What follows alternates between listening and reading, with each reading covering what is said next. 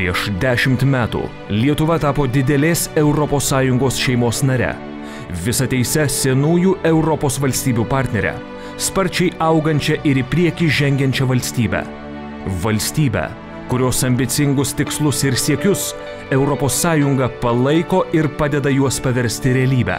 Tūkstančiai ES fondų lėšomis įgyvendintų projektų metai iš metų keitė Lietuvos veidą, suteikė begalę galimybių valstybės piliečiams, keitė kiekvieno iš mūsų kasdienybę.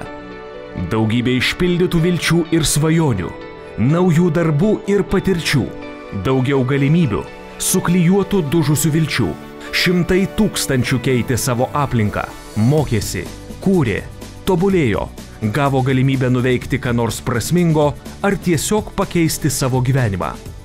Nesustosime pusiaukelėje, padedami ES ir toliau kursime gražesnę savo valstybę, tobulinsime kasdienybę ir dirbsime, kad mūsų šalyje gyventų laimingesni žmonės.